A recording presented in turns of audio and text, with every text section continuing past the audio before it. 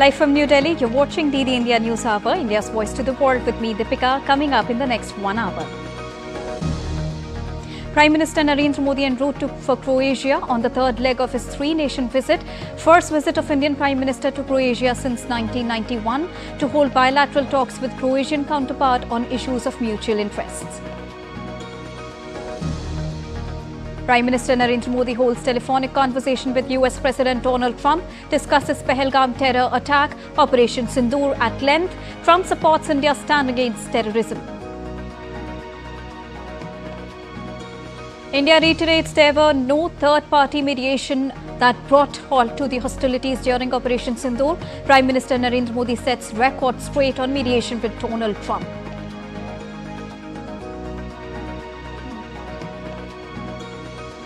कि भारत ने न तो कभी मध्यस्थता स्वीकार की थी, न करता है और न ही कभी करेगा. Israel-Iran conflict enters sixth day. Trump calls for Iran's unconditional surrender. Iranian leader Khamenei says Iran will show Israel no mercy.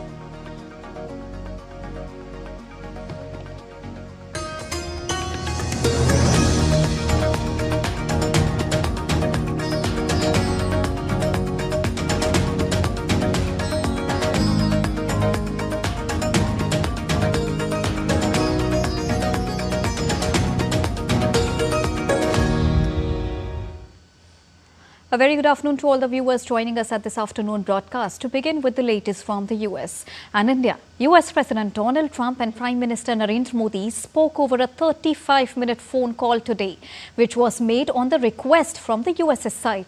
Foreign Secretary of India Vikram Misri briefed the media on the phone conversation.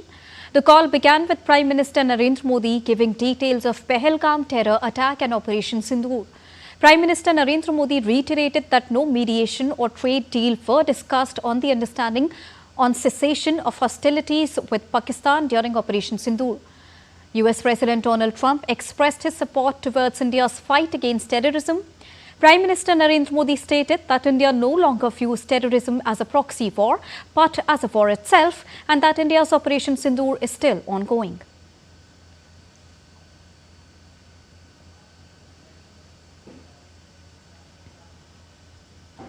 प्रधानमंत्री मोदी ने राष्ट्रपति Trump को स्पष्ट रूप से कहा कि इस पूरे घटनाक्रम के दौरान कभी भी किसी भी स्तर पर भारत अमेरिका ट्रेड डील या अमेरिका द्वारा भारत और पाकिस्तान के बीच मध्यस्थता जैसे विषयों पर बात नहीं हुई थी. सैन्य कार्रवाई रोकने की बात सीधे भारत और पाकिस्तान के बीच दोनों सेनाओं की एग्जिस्टिंग चैनल्स के माध्यम से हुई थी और पाकिस्तान के ही आग्रह पर हुई थी. प्रधानमंत्री मोदी ने जोर देकर कहा कि भारत ने न तो कभी मध्यस्थता स्वीकार की थी, न करता है और न ही कभी करेगा. इस विषय पर भारत में पूर्ण रूप से राजनीतिक एकमत है. The two leaders also spoke about Russia-Ukraine and Israel-Iran conflicts. Foreign Secretary added that President Donald Trump asked Prime Minister Modi if he could visit the US on his return from Canada. However, the Prime Minister expressed his inability, citing prior programs. Further, for the next Quad meeting, Prime Minister Narendra Modi invited President Donald Trump to visit India, which he has accepted. राष्ट्रपति Trump और प्रधानमंत्री मोदी ने Israel Iran के बीच चल रहे संघर्ष पर भी चर्चा की. रूस यूक्रेन कॉन्फ्लिक्ट पर दोनों ने सहमति जताई कि जल्द से जल्द शांति के लिए दोनों पक्षों में सीधी बातचीत आवश्यक है और इसके लिए प्रयास करते रहना चाहिए. Prime Minister Narendra Modi has concluded a productive Canada visit where he participated in the G7 Outreach Summit.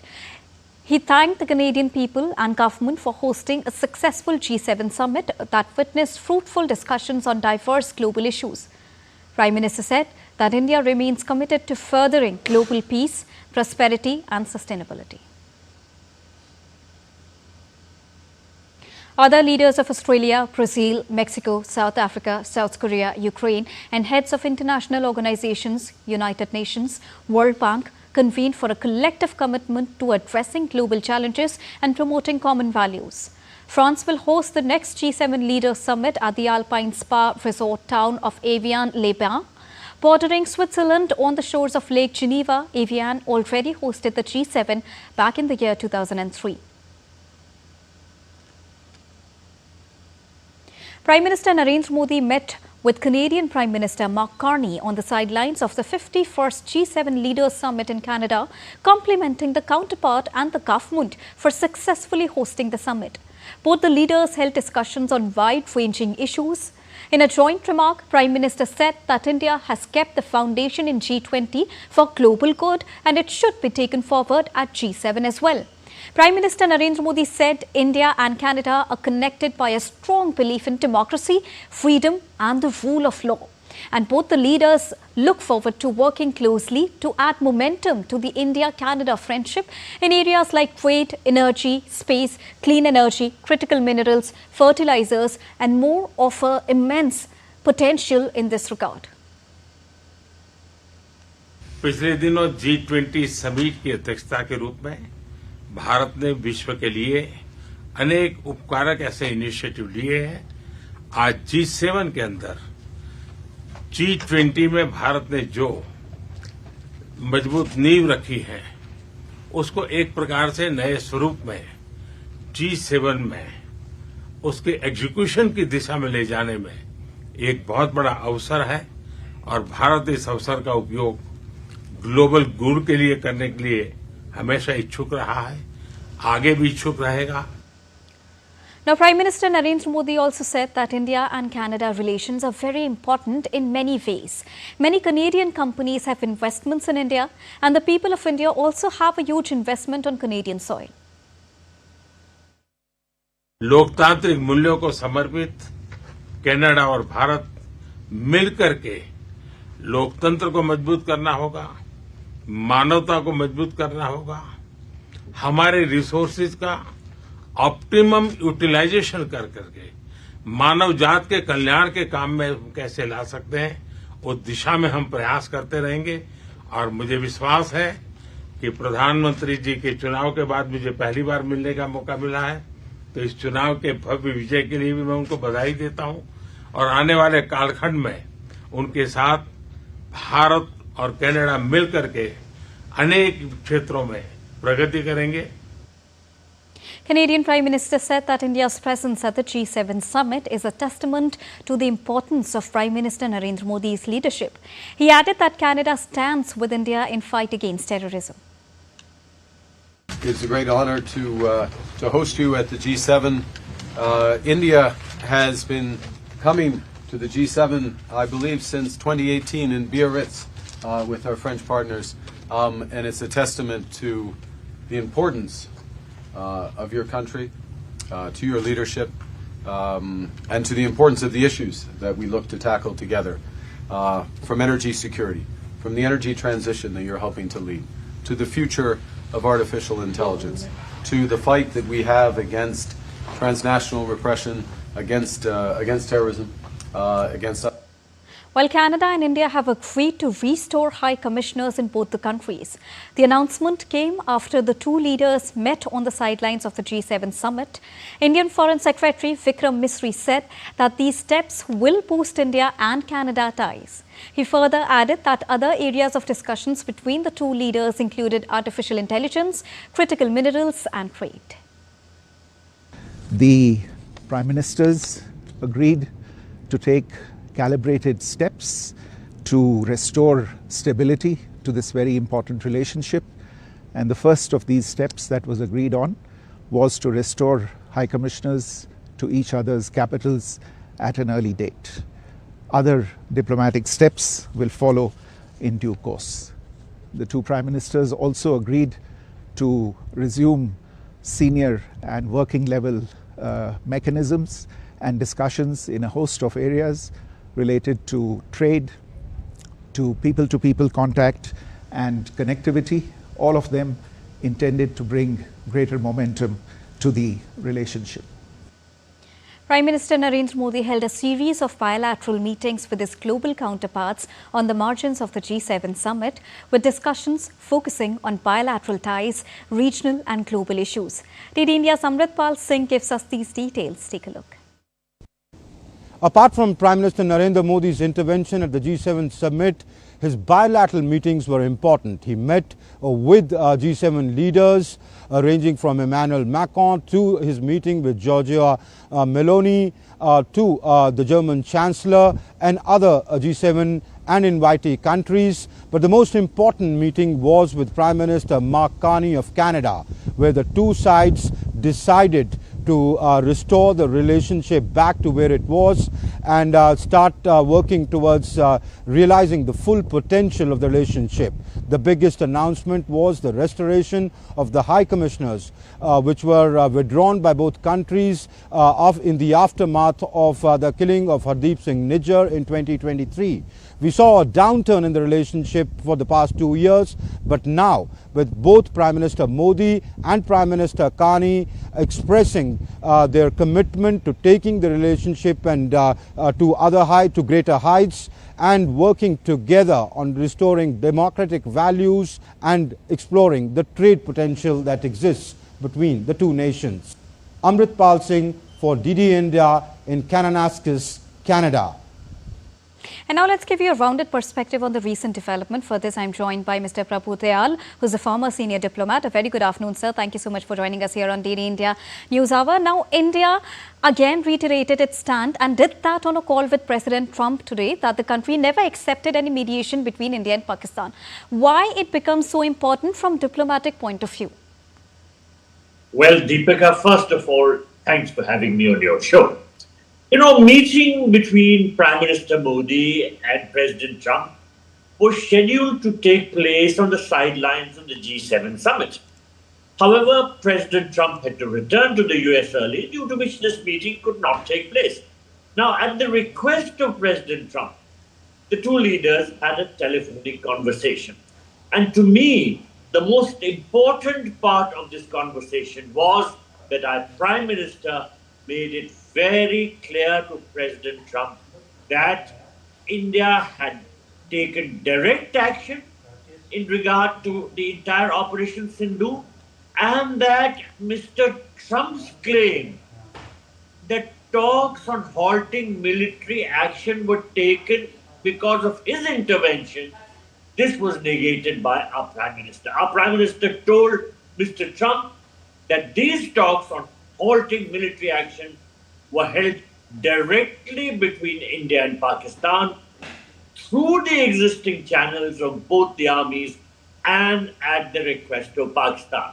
So our Prime Minister made it very clear that at no time were issues such as the India-US trade deal or mediation by the US to broker peace between India and Pakistan were discussed. Now, Prime Minister also made it very clear that India has never accepted mediation and will never do so. Now, why is this important?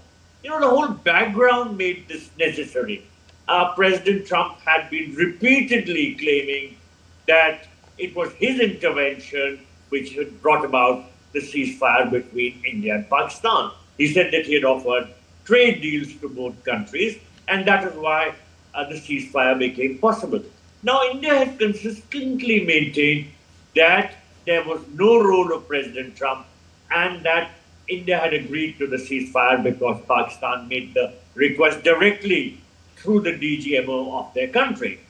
Now, President Trump will have to take stock of India's position.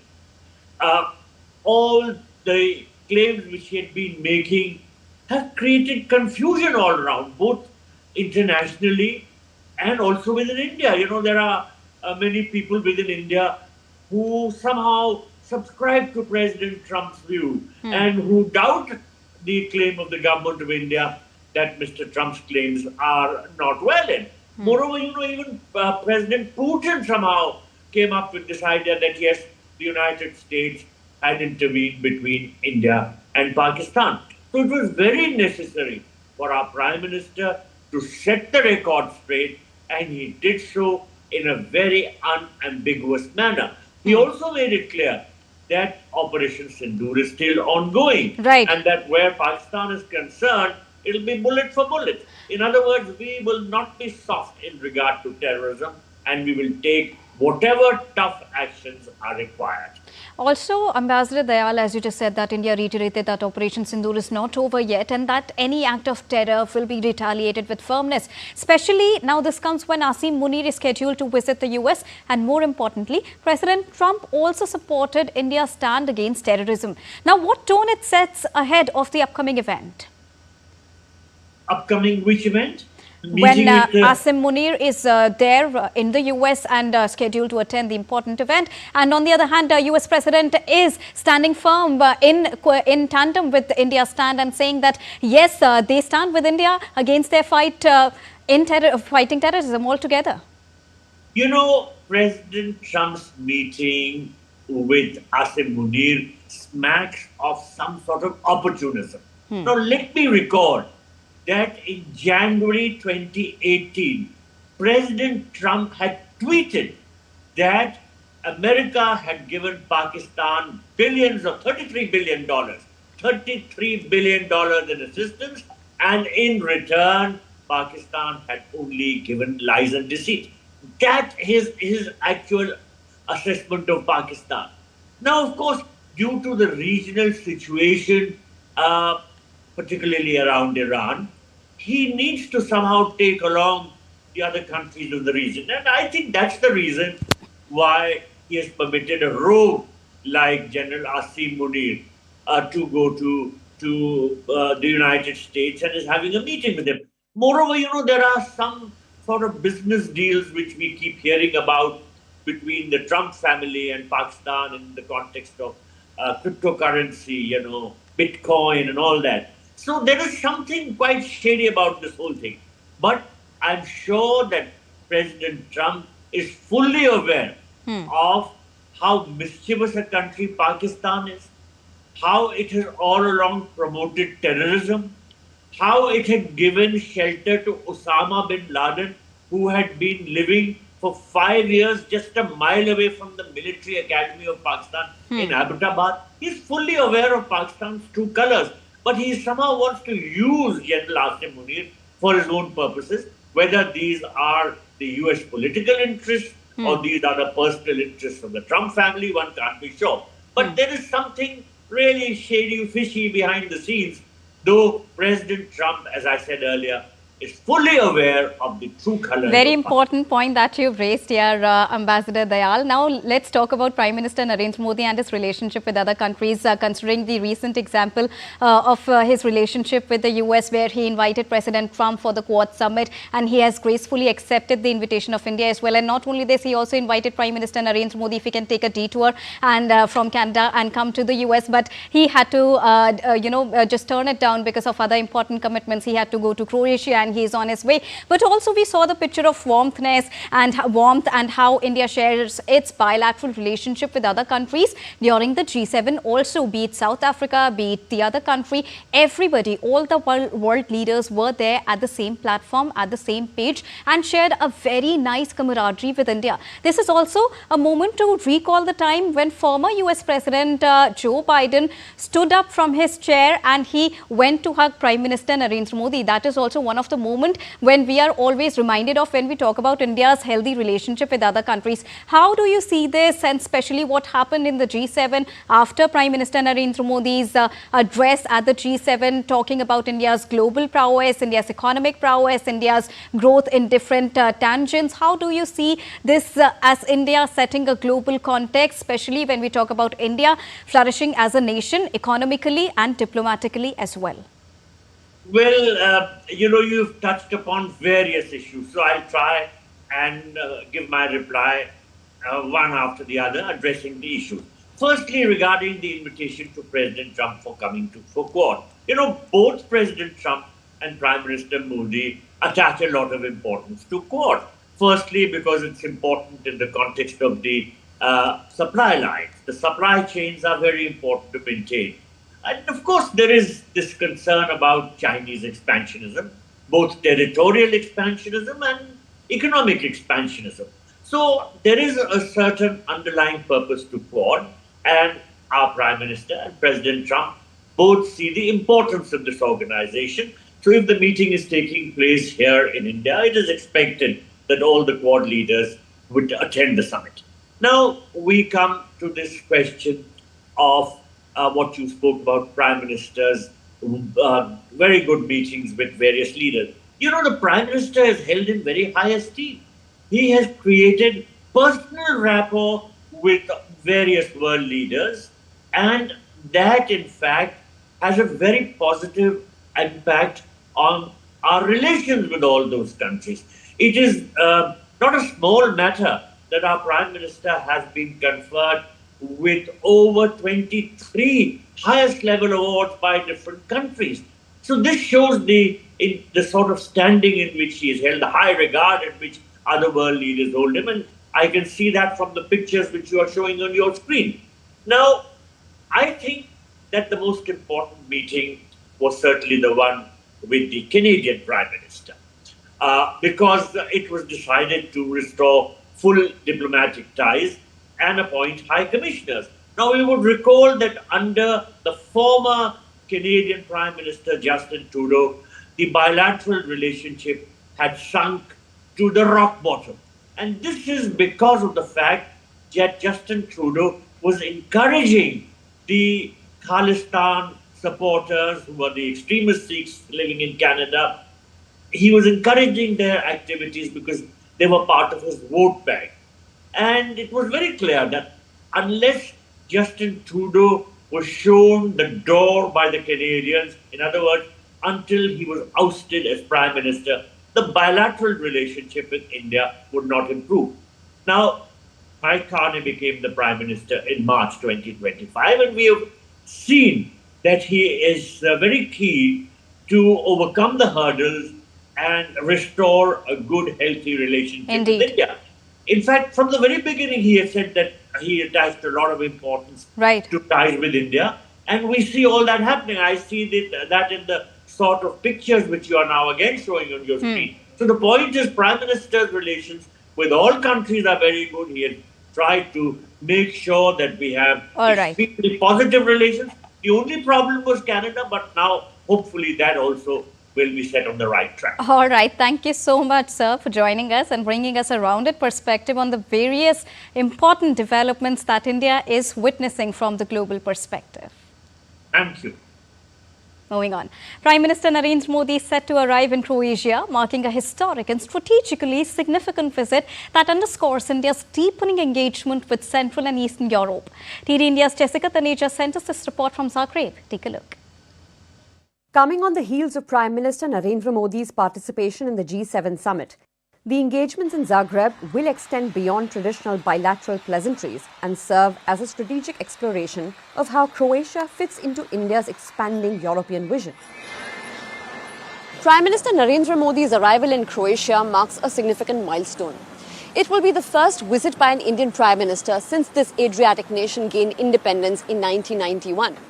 And as India and the European Union seek to conclude a potential free trade agreement before this year ends, partners like Croatia not only provide critical leverage, but also important logistical pathways.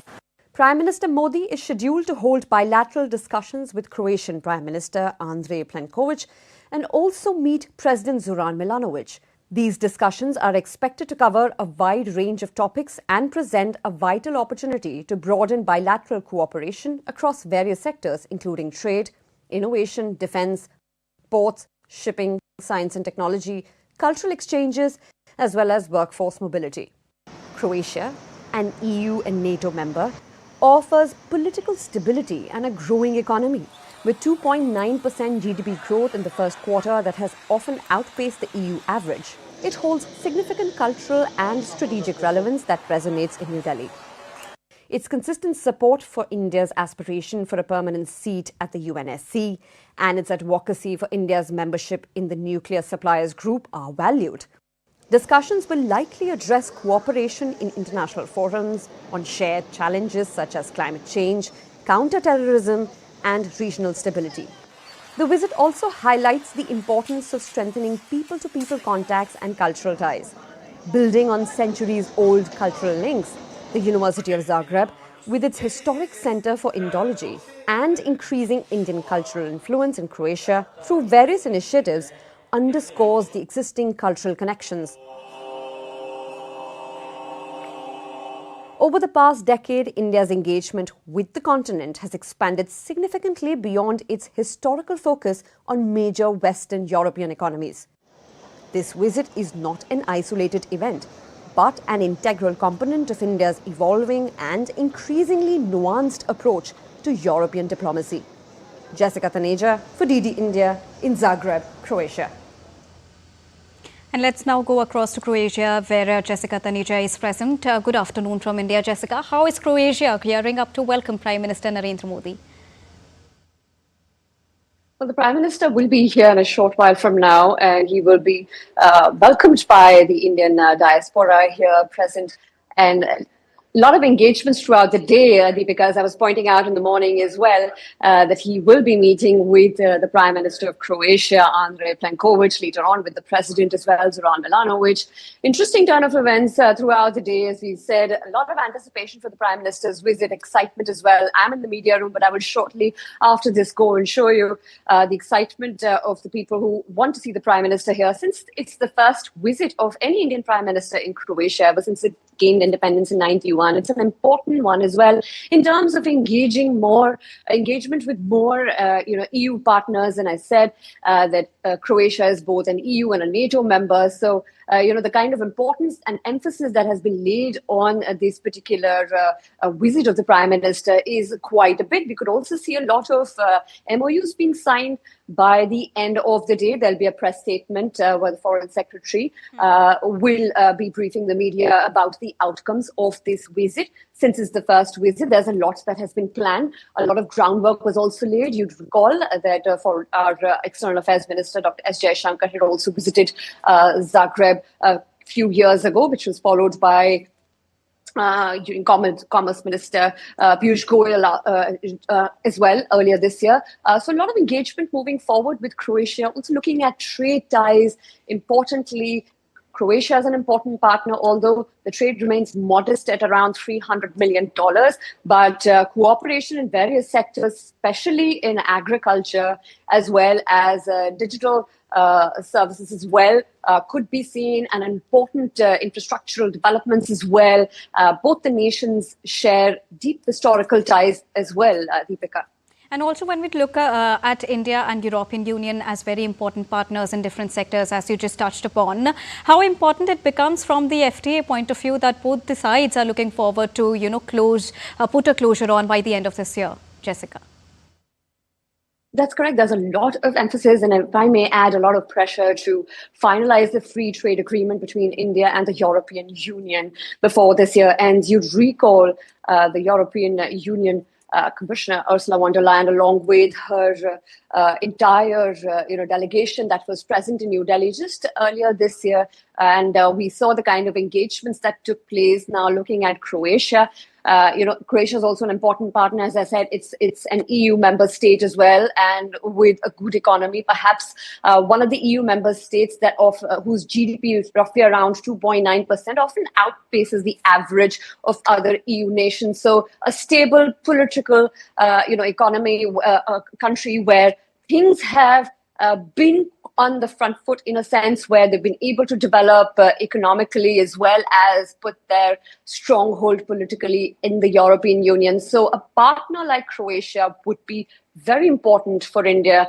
And it is also India's effort to look beyond just the Western, big European economies like Germany, France, Italy. Those engagements have happened many times before in the year, but with Croatia, and earlier you saw the visit in Cyprus, these countries are also increasingly important as India feels that it wants to engage all EU member states and not limit it to just the few big economies in Europe. And certainly this will go a long way for India, and the kind of strategy that has been put behind this entire initiative and the visit will bear fruit when the negotiations take place. And it is a comprehensive one. So partners like Croatia, like Cyprus, are quite important and integral to the entire discussion of how we finalize it and what all inputs are given into it and how these countries play an important role. Let's also remind our viewers that Croatia is one of the countries that has supported India's bid at the UNSC. It has also, actively promoted India's, participation at various multilateral events as well. There has been constant engagement, but this visit then will solidify that relationship moving forward. Because once the two leaders meet, they will have a personal connect, which then translates into making things much more, easier, as well as the flow and the nature of the relationship changes as well. Because once the official delegation arrives here, there'll be a lot of discussions on trade as well as other initiatives. But as an important EU member state, Croatia could be important for India going ahead. All right. Thank you so much, Jessica, for joining us and bringing us the latest straight from Ground Zero. It's now time to take a short break, but we'll be right back, still to come on the other side. Indian Embassy in Tel Aviv issues advisory for nationals in Israel to stay vigilant and follow safety protocols. Anti-ICE protests continue in Los Angeles County as dozens of people took to the streets of Pico Rivera. And after the break, we'll get you amazing visuals from across the world on how yoga enthusiasts are gearing up for upcoming International Day of Yoga.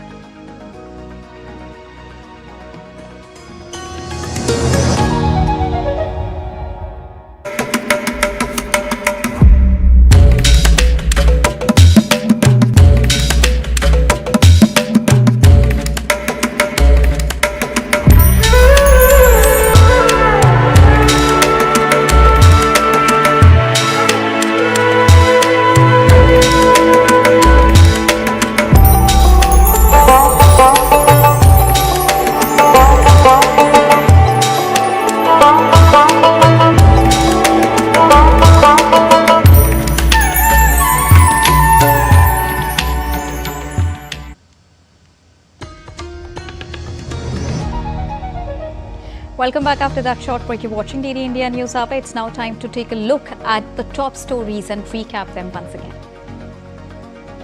Prime Minister Narendra Modi en route for Croatia on the third leg of his three-nation visit.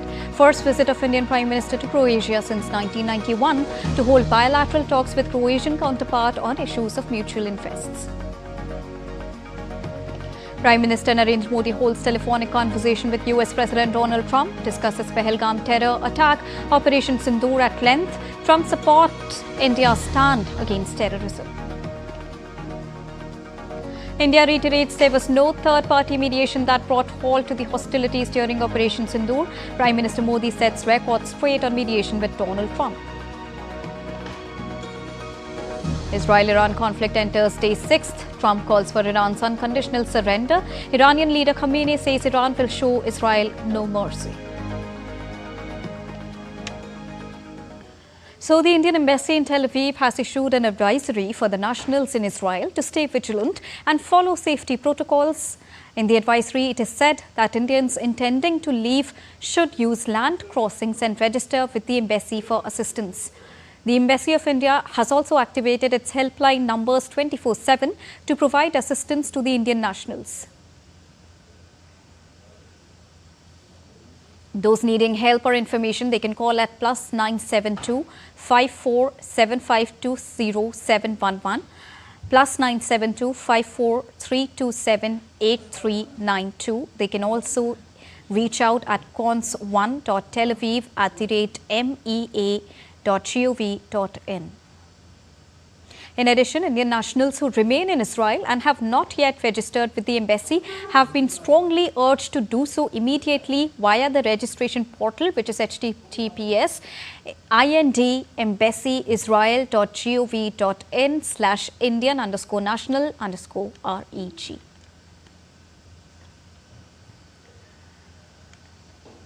Now, Israel-Iran conflict has entered 6th day on Wednesday. While US President Donald Trump demanded Iran's unconditional surrender, Iran's leader Ayatollah Ali Khamenei issued a stern warning of a strong response to Israel. In his own words, vowed to show the Zionists no mercy. Our next report brings you more details. Take a look. Flames and smoke rose from a building in Tehran as the Israel-Iran conflict rages on. Israel-Iran conflict continues for the 6th straight day. The arch foes exchanged another round of overnight strikes. The Israeli military says that 2 barrages of missiles were launched in the first 2 hours of Wednesday morning. Explosions were heard over Tel Aviv. Israel's military earlier on Tuesday said it has struck Iran deep, hitting its nuclear, ballistic and command capabilities. We've struck deep, hitting Iran's nuclear, ballistic and command capabilities. The Iranian regime has spent years getting closer to a nuclear weapon. They have spent billions building a ballistic missile program. Our mission is clear: to remove the threat at its source. Israel has warned the residents in a southwestern area of Tehran to evacuate. Iran has claimed to have used hypersonic missiles against Israel. In a dramatic turn of events, US President Donald Trump demanded Iran's unconditional surrender. The US President insisted Washington has played no part in ally Israel's bombing campaign, but also warned Iran that his patience was wearing thin as the conflict entered a 6th day. Trump also met with the national security team in the White House over the worsening West Asia situation. While he has repeatedly vowed to avoid wading into the forever wars of the Middle East, Trump ordered the USS Nimitz aircraft carrier to the region along with a number of US military aircraft. US also shut its embassy in Jerusalem until Friday due to the security situation in the region. This includes the consular sections Jerusalem and Tel Aviv. Meanwhile, Israel has begun flying home citizens stranded abroad by Iran conflict. First aircraft bringing home Israelis landed at Ben Gurion Airport on Wednesday. On the other hand, fearing violence, many residents of Tehran have also fled. On Tuesday, long queues stretched outside bakeries and petrol stations as people rushed to stock up on fuel and basic supplies. Shalini Puri's report, DD India. Dozens of people took to the streets of Pico Rivera in Los Angeles County on Tuesday in protests ICE raid in California to protest them. The ICE raids have triggered protests in California. Protests in Los Angeles prompted Donald Trump to send National Guard troops and U.S. Marines into the city against the wishes of California's Democratic Governor Gavin Newsom. Earlier, Los Angeles Mayor Karen Bass on Tuesday lifted a curfew imposed on part of the city's downtown to curb crime in the wake of raids on undocumented migrants that prompted protests. The curfew was initially implemented on the 10th of June in response to clashes between the protesters and the police. Bass stated that the curfew was successful in preventing crime and protecting businesses, residents and restaurants from vandalism. Thousands of Cambodians have joined a march organized by the state in Phnom Penh, in the capital of Cambodia. These marchers were supporting an ongoing border dispute with Thailand. The rally comes days after the officials held talks to ease tensions between the two neighbors, in which both of the sides pledged to continue dialogue. The dispute triggered by the death of a Cambodian soldier last month.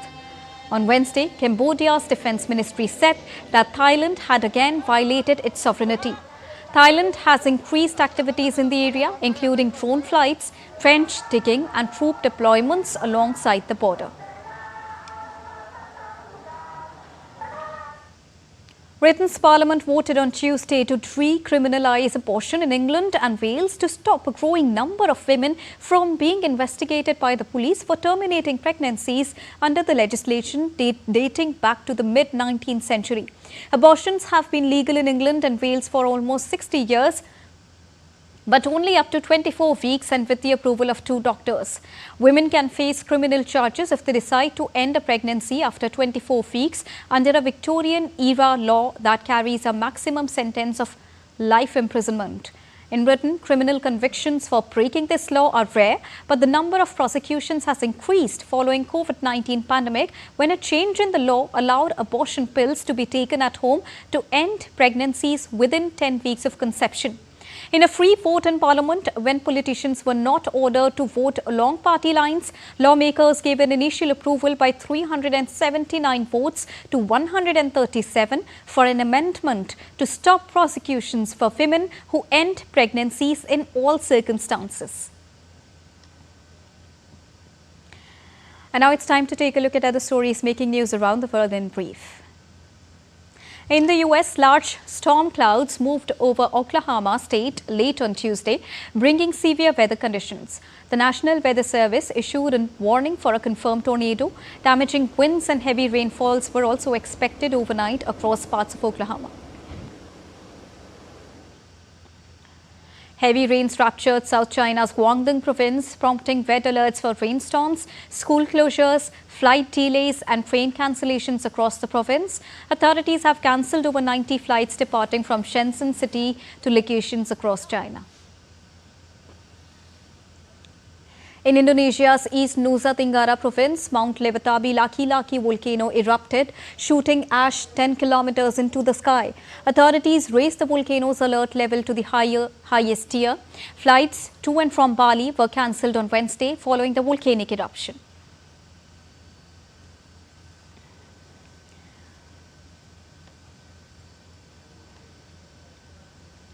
Moving on. As India prepares for the 11th International Day of Yoga, scheduled to take place on the 21st of June, Saturday, yoga sessions were held at various locations with participants performing traditional poses. In Uttar Pradesh, a week-long yoga and educational workshop was organized at the Gorakhnath Temple to mark the beginning of International Yoga Day celebrations. The event has been jointly organized by Mahayogi Guru Gorakhnath Yoga Institute, Gorakhnath Temple and Maharana Pratap Shiksha Parishad. The inaugural session was graced by Professor Ramakrishna Reddy, Vice-Chancellor of Ayush University. The program was presided over by Yogi Kamalnath, who is the head priest of Gorakhnath Temple. आगे की तरफ बढ़ाते हैं सभी लोग एक साथ पीछे जितना आराम से आप बैठ जाएं सामने देखते जाएं देखते जाएं पास लाए पीछे की तरफ हथेलियां The Consulate General of India in Shanghai celebrated the 11th International Day of Yoga at Lingshan Buddha Complex in Jiangsu province on the 17th of June. Over 100 participants gathered to take part in the event, promoting yoga and cultural ties between India and China. Held at the serene Lingshan Buddha Complex, home to one of the world's largest bronze Buddha statue, the event featured a mass yoga session with asanas, pranayam and meditation focused on physical and mental well-being. Pratik Mathur, who is the Consul General of India, and Venerable Master Bok Singh, Chief Abbot of the Lingshan Buddha Temple, highlighted yoga's power to foster peace, compassion and unity.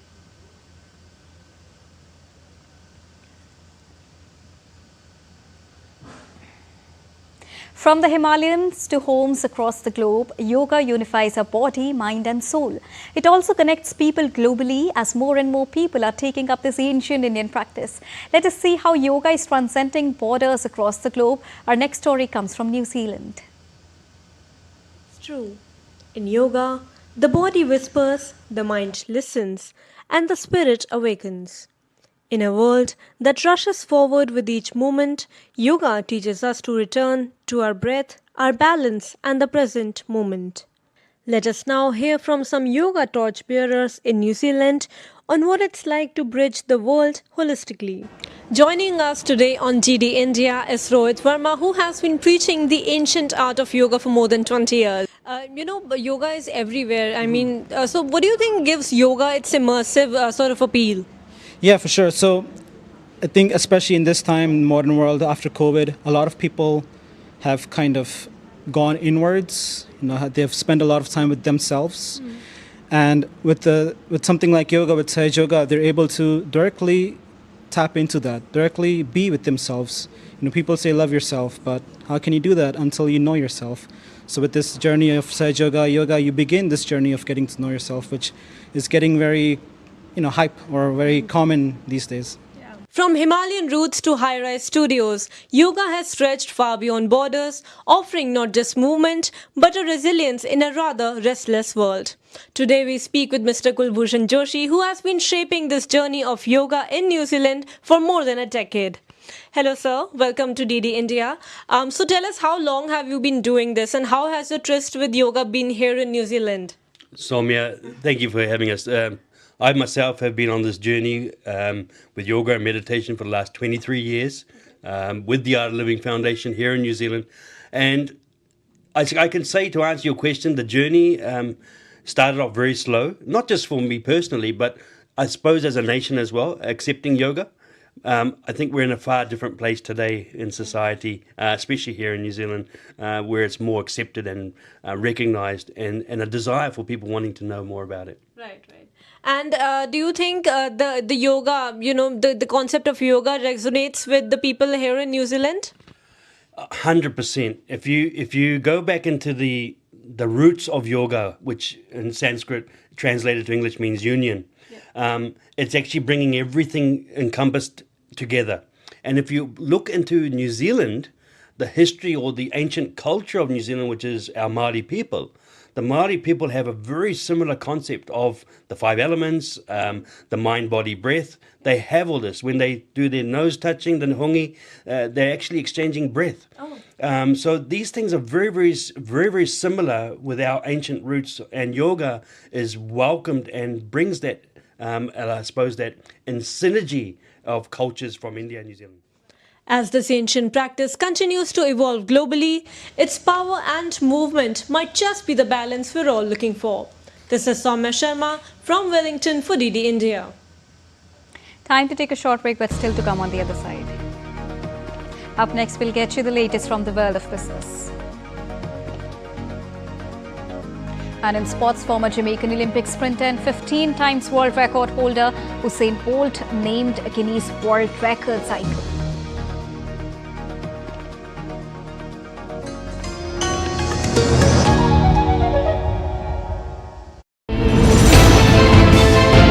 Geopolitics and trade deals. Economic challenges amid development. Hard work and the path to prosperity. It's the economy, always. Between walkers, money is what money does and says. Supply creates its own demand. Between the bulls pulls and bears tears. When supply chains globalization and India rises to the podium. We'll get you centered with the Economic Brief at 8 p.m. every Thursday on DD India.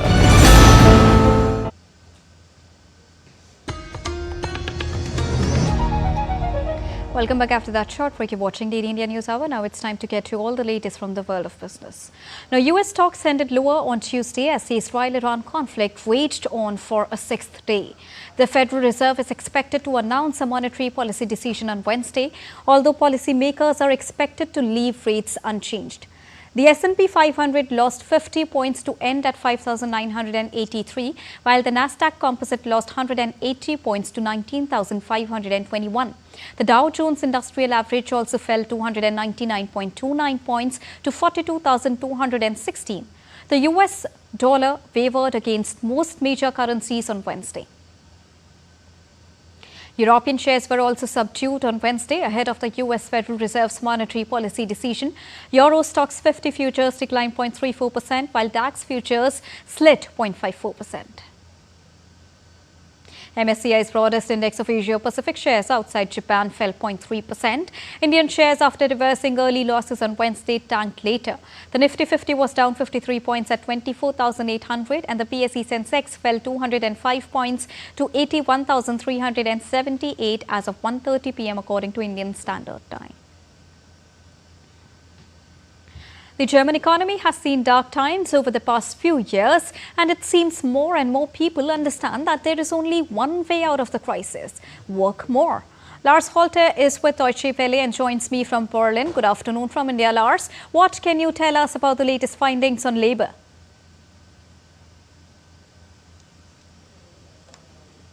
Thanks for having me. Well, I can tell you that I was surprised myself. For years now, we've heard a lot about work-life balance, and often from the worst angles. It seems fewer people these days want to commit to a full work schedule like generations before them. That's young people coming out of school or university that are entering the job market with a certain sense of entitlement, often saying outright that they're looking for a 4-day work week or for a job that in some way allows them to spend a lot of time with their families. Now, I've spoken personally to HR managers who have told me that job applicants have asked right off the bat how often they would even have to be at work and how much of their work could be done from home. Some even have said, if I have to be at the office on Mondays and Fridays, then I don't want the job. Also, there was companies switching to 4-day work weeks to attract talent. I got to tell you, the more I heard such stories, the less hopeful I was for an economic recovery here. But now this new survey says that indeed many people are actually willing to work more. So there seems to be some hope after all. But also, Lars, how come this trend was switching so quickly, and why are people willing to work more? Well, there's two reasons. One still has to do with a better work-life balance. About a third of respondents in that survey are saying they would be willing to work up to 10 hours, some even up to 12 hours a day on some days of the week. But of course, that means they might want to switch to a 4-day work week after all. But you know, working the same or even more hours just in fewer days. And I guess this is actually the only way such a 4-day concept would actually work. And then there's obviously money as a strong argument for more work. People are saying that extra pay for longer hours would be a strong enough incentive for them to adapt to a more grueling schedule. And it's especially young people that seem to be willing to do just that. All right. Thank you so much, Lars Halter, for joining us from Berlin and giving us a rounded perspective on the latest information and business updates. You're watching the India News Hour, and now it's time to get you all the latest action from the world of sports. To begin with cricket first. Indian pace spearhead Jasprit Bumrah on Tuesday broke silence on him not taking the Indian Test captaincy. The 31-year-old said that he was a captaincy choice for the BCCI selection committee, but had to turn them down due to workload management. Jasprit Bumrah shared he had spoken to BCCI officials and the selectors about his workload even before Rohit and Kohli announced their test retirements last month. He had to make the hard decision of letting the captaincy go as the doctors and physios advised him to be smart with his body to prolong his career. Bumrah has been struggling with injuries for quite some time, and the BCCI made it clear that he will not be playing all the 5 test matches in the upcoming series against England. Well, not only for the world, but Jamaican sprint great Usain Bolt is now an icon for the Guinness World Record too. The 7-time world record holder has been inducted into Guinness's exclusive icon club, joining an elite group of global history makers. The move is a part of Guinness's 70th anniversary celebrations, honoring figures who've redefined excellence. Usain Bolt, whose record-shattering speed in the 100-meter and 200-meter sprint remains unbeaten, was presented the award in Manchester by Guinness editor-in-chief Craig Landale. In soccer, Real Madrid could be without striker Kylian Mbappe for their Club World Cup opener against Saudi Pro League side Al Hilal. The Frenchman, who missed training on Tuesday due to illness, is suffering from fever. Newly appointed manager Xabi Alonso, who will make his debut in the dugout in Wednesday's match, added that a decision on his participation would be made in the morning. Mbappe has been instrumental for Real Madrid this season, scoring 31 La Liga goals since his high-profile summer move from Paris Saint-Germain. Real Madrid entered the tournament as one of the favourites, having dominated European football over the last decade, winning 5 of the last 10 Champions League titles. French Open champion Carlos Alcaraz and Emma Raducanu are all set to team up in the revamped US Open mixed doubles event. 9 of the world's top 10 men and 9 of the top 10 women have officially entered into the US Open's revamped mixed doubles event. The competition will take place a week before the singles main draw and will award $1 million in prize money to the winning team. 16 teams have entered so far, and the entry window closes on the 28th of July. Moving on, India commissioned its first anti-submarine warfare shallow water craft INS Arnala at the Naval Dockyard in Visakhapatnam today. The ceremony was presided over by Chief of Defence Staff General Anil Chauhan and attended by top naval officials. Built under the Atmanirbhar Bharat initiative or Self-Reliant India initiative, INS Arnala is designed for surveillance, search and rescue missions and coastal defence. With advanced weapons and sensors, this 77.6-meter warship marks a major boost to India's naval strength, reinforcing its position in the strategically vital Indian Ocean region. With over 80% indigenous content, these ships reflect India's growing self-reliance in shipbuilding and defense technology. The induction of INS Arnala, the first of 16 indigenous ASW/SWC ships, marks a pivotal moment for the Indian Navy. And with that, it's a wrap here on DD India News Hour. But do let us know your thoughts on the news of the day. For those on the go, you can get all the latest news and updates from India and across the world on the DD India mobile app. The app is available on both Android and iOS platforms. Scan the QR code on the screen to download it right now. We'll be back with more news as it breaks here on DD India. I'm Deepika, and from all of us here in New Delhi, thank you so much for watching DD India News Hour.